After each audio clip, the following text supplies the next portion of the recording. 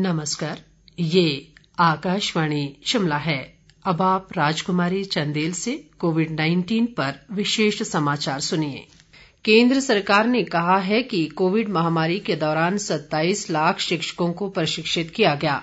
केंद्रीय शिक्षा मंत्री रमेश पोखरियाल निशंक ने आज लोकसभा में बताया कि लगभग 30 लाख शिक्षकों ने प्रशिक्षण कार्यक्रम के लिए पंजीकरण कराया था।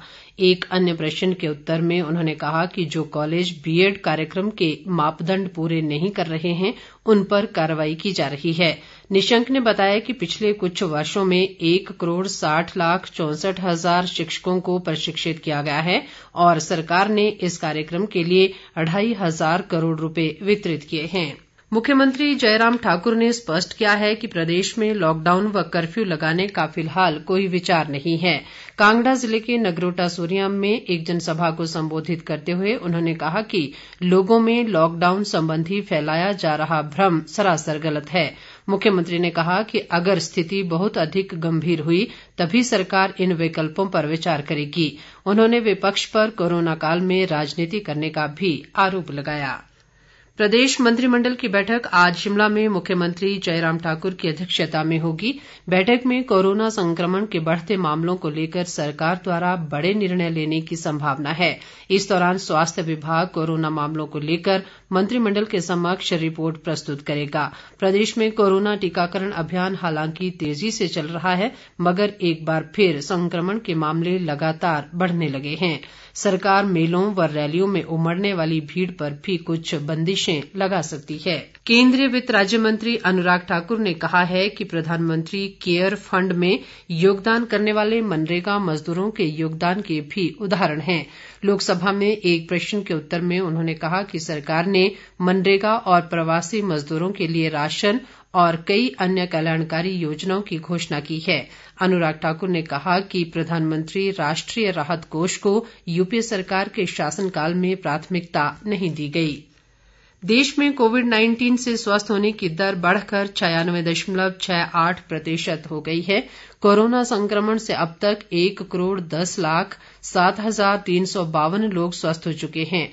मौजूदा समय में देश में कोरोना के सक्रिय मरीजों की संख्या 2,19,262 हो गई है।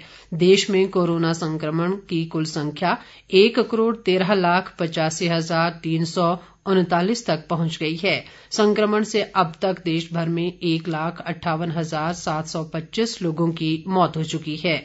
बीते 24 घंटों के दौरान देश में जहां 26,291 नए मामलों की पुष्टि हुई है, वहीं 17,455 लोगों ने कोरोना संक्रमण को मात दी है। आईसीएमआर के अनुसार देश भर में अब तक 22,74,07,413 लोगों की कोरोना जांच की जा चुकी है।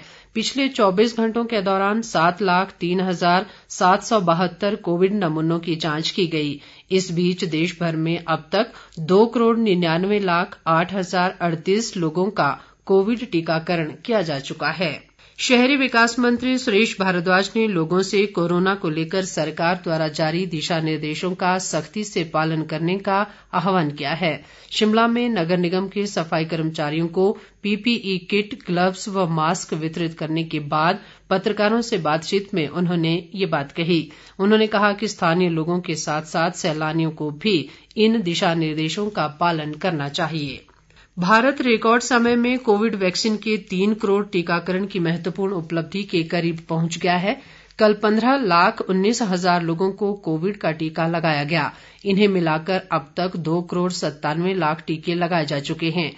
कम समय में ये उपलब्धि हासिल करने वाले देशों में से भारत एक है। इस वर्ष 16 जनवरी से देश में स्वास्थ्य कर्मियों और 2 फरवरी से अग्रिम पंक्ति के कर्मियों का टीकाकरण अभियान शुरू किया गया था। 1 मार्च से 60 वर्ष से अधिक आयु के लोगों और गंभीर बीमारी से पीड़ित 45 वर्ष से अधिक आयु के लोगों को कोविड से बचाव के टीके लगाए जा रहे हैं। इसके साथ ही ये समाचार बुलेटिन समाप्त हुआ। नमस्कार।